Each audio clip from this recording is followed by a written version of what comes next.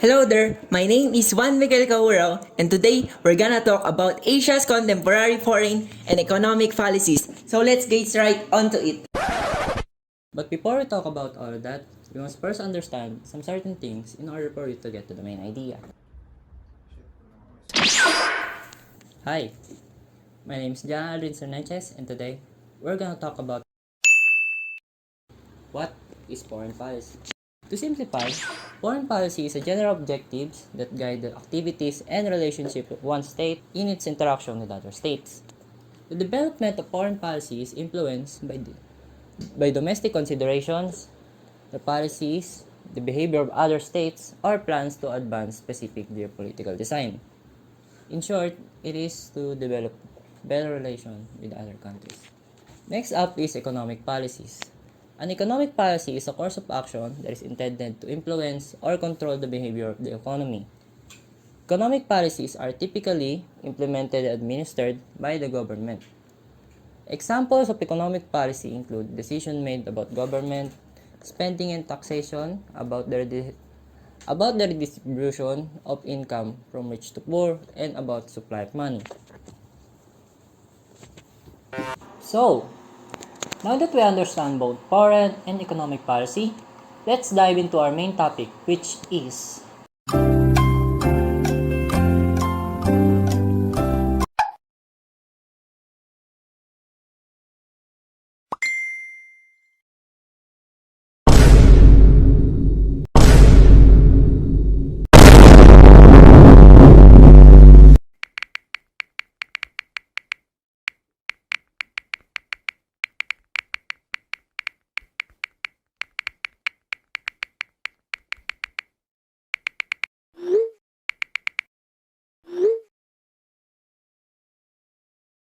So the next one is Kazakhstan foreign policy. Kazakhstan foreign policy is aimed at creating the most favorable external condition for achieving the most country strategic goals in the field of sustainable development. The country foreign policy priority as follow as strengthening of Kazakhstan international heritage and authority, development of mutually beneficial partnership with leading world powers in international organization, consolidation of Kazakhstan position as a reliable and responsible member of international community, wider integration of Kazakhstan into the world economy. So, we have also Kazakhstan economic policy. Kazakhstan economic policy is aimed at ensuring the country's sustainable economic development and improving the well-being of its citizens. The main priorities of the country economic policy are follow as attraction of foreign investment and technology, diversification of the economy, improving the business climate, and supporting the development of small and medium-sized business, implementation of social and economic reforms.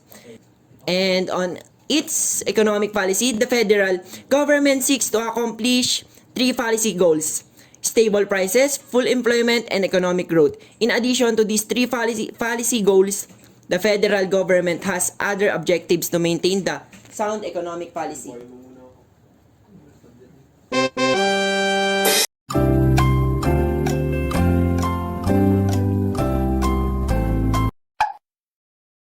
The economic policies of Afghanistan.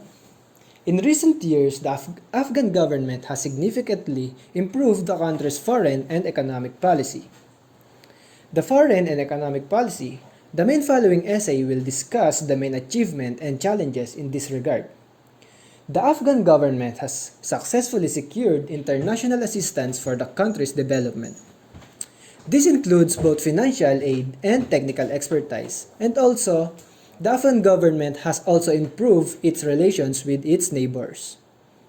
This is evident from the fact that Afghanistan is now a member of the Organization of Islamic Cooperation and Economic Cooperation Organization. However, the Afghan government faces several challenges in implementing its foreign and economic policy. One of the main challenges is the country's security situation. The ongoing conflict with the Taliban and other insurgent groups has significantly reduced foreign investment and tourism. This has hurt the country's economy. Another challenge facing the Afghan government is the high level of corruption.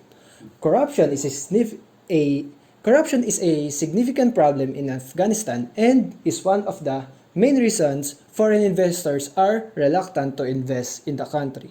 And for the country's economy policy, the country's economy policy is still largely dependent on agriculture and the informal sector. The government has been seeking to attract foreign investment in the manufacturing and service sector. However, this sector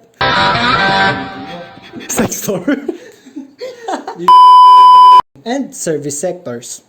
However, these efforts have so far been unsuccessful. The Afghan government has made some progress in improving the country's foreign and economic policy.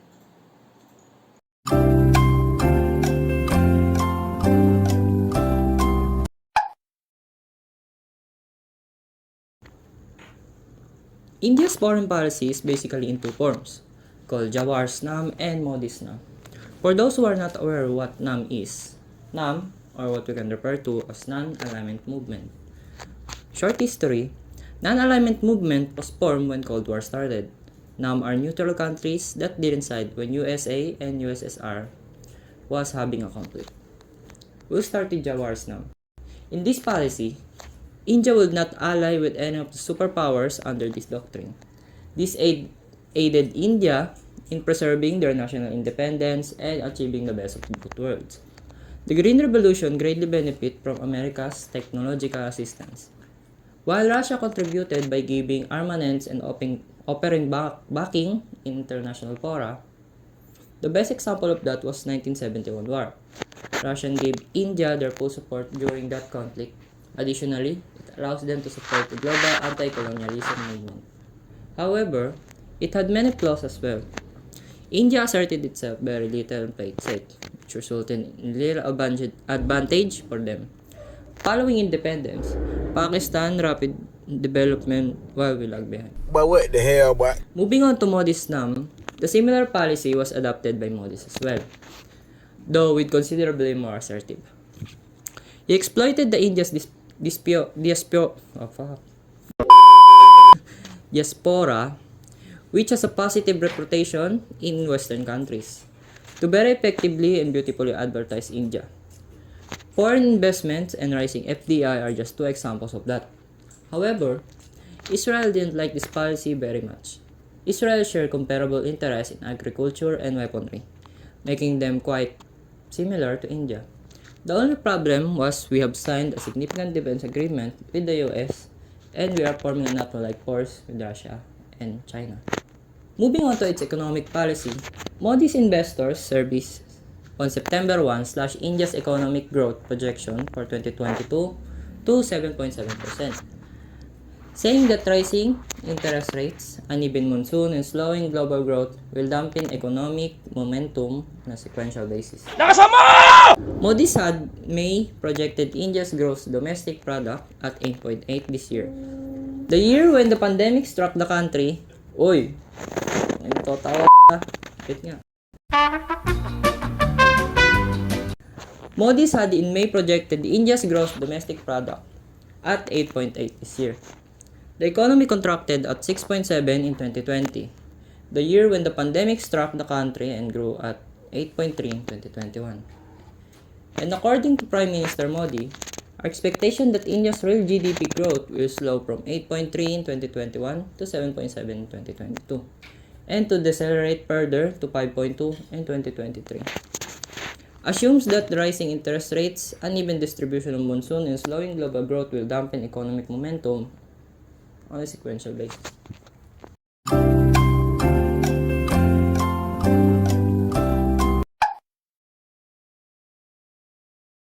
On Bhutan's foreign policy, the fundamental goal of Bhutan's foreign policy is to safeguard the sovereignty, territorial integrity, security, unity, and enhance the well-being and economic prosperity of Bhutan. The realization of this goal hinges on the maintenance of friendly and cooperative relation and collaboration with all countries to promote just, peaceful, and secure international environment. For a small country like Bhutan's, the Prime Minister emphasized that all neighbors are important to Bhutan's policy, neighboring India and China, both of which have massive population and economies, means that Bhutan is close to proximity significant potential economic opportunities, feeling that it has no right to tell other countries to what to think to the Prime Minister. Does not personally mind that Bhutan is not a top priority to a large countries such as the United States. His remarks conclude with support for prayers that all Bhutan's neighbor may be friendly so that the country may continue its path of remarkable holistic growth. Now, an economic policy of Bhutan has a unique take when it comes to this policy. They prioritize happiness rather than economic growth. Gross national happiness, or sometimes they called it gross domestic happiness, is a policy that guides the government of Bhutan. It includes an India index which is used to measure the collective happiness and well-being of population. As per GDP, Bhutan stands at 1.781 billion US dollar. It is one of the least developed countries. It has a small size and very less inhabitants. And it also depends upon the financial aid provided by India. The sacrifice of Bhutan thus made is to prioritize happiness with no regard to growth or advancement. Unfortunately, it has made entire country quiet, irrelevant to the outside world. They have no significant trade, no army, and no aspirations.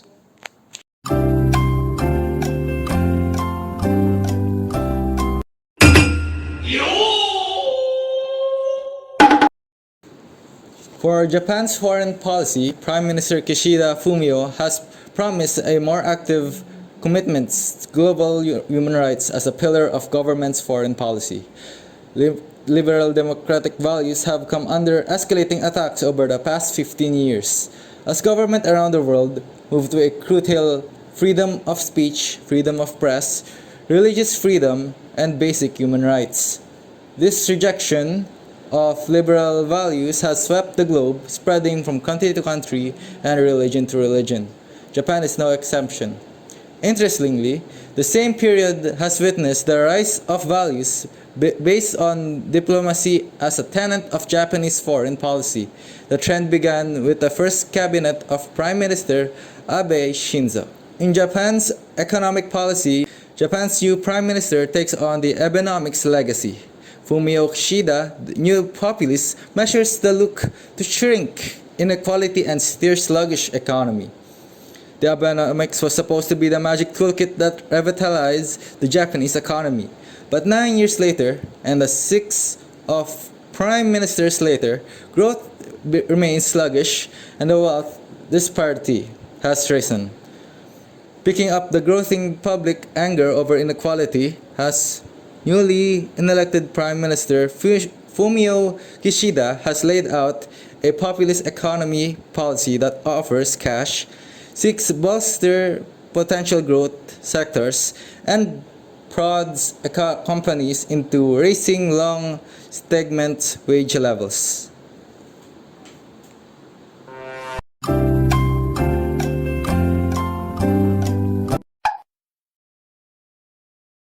The goal of Mongolia's foreign policy is to uphold the nation's independence and sovereignty by maintaining cordial ties with other nations, fostering political, economic, and other ties and cooperation, enhancing its standing in the international community, and hastening growth.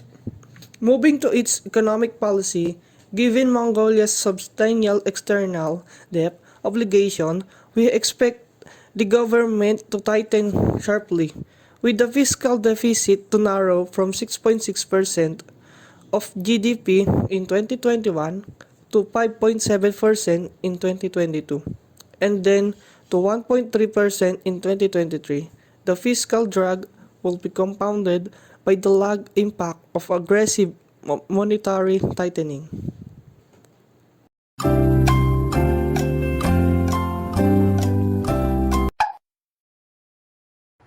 Malaysia's foreign policy is largely influenced and shaped by the three key factors, namely its strategic location in Southeast Asia, its attributes as a trading nation as well as its unique demography.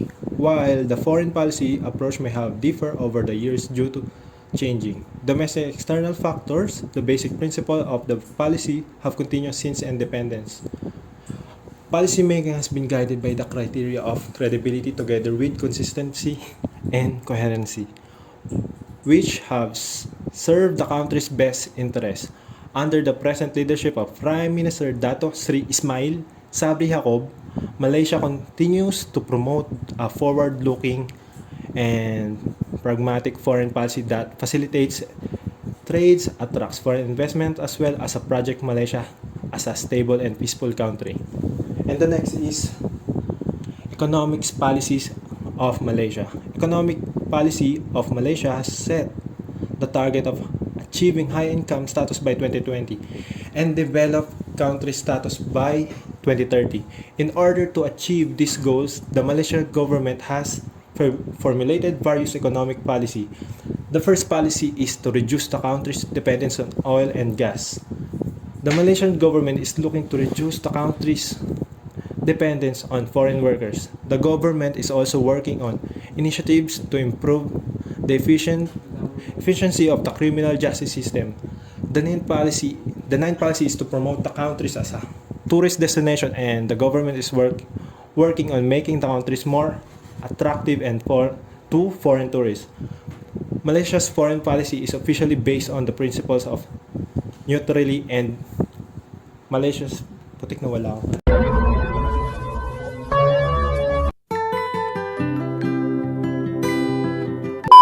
Maintaining peacefully relations with all countries, regardless of their ideology or political system, and to further develop relations with other countries in the region.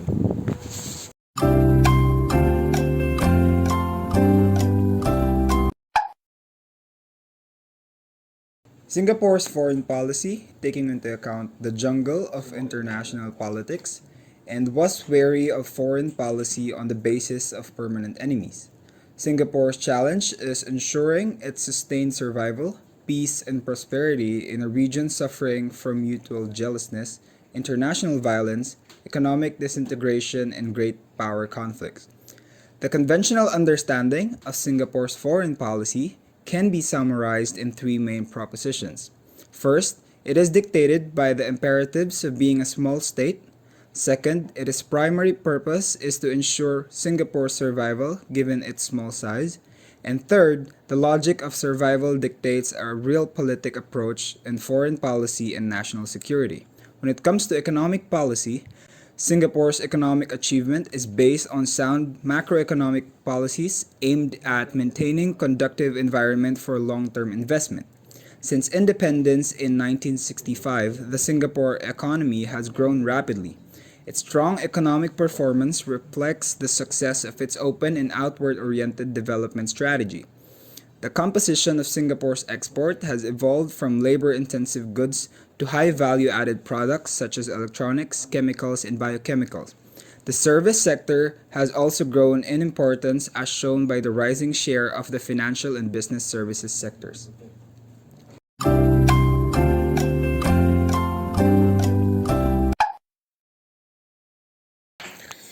The foreign policy of Lebanon.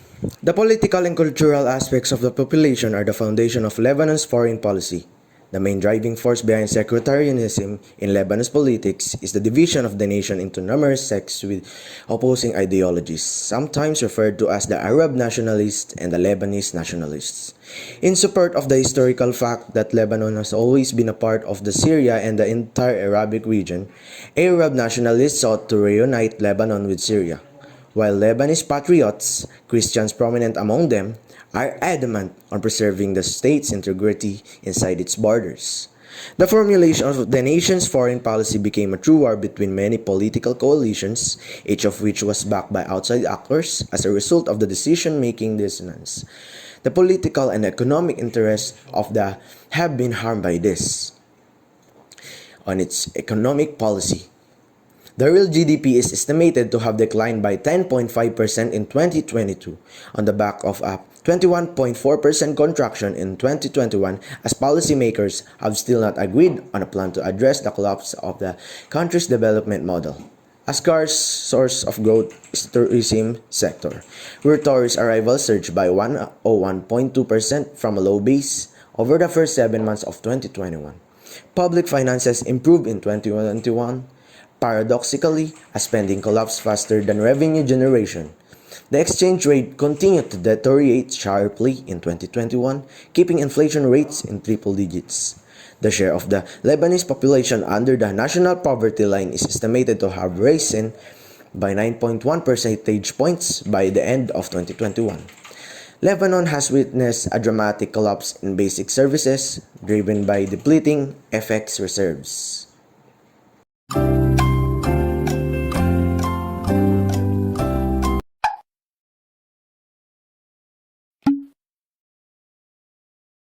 The Kingdom of Saudi Arabia is a major actor in both Middle Eastern as well as global politics.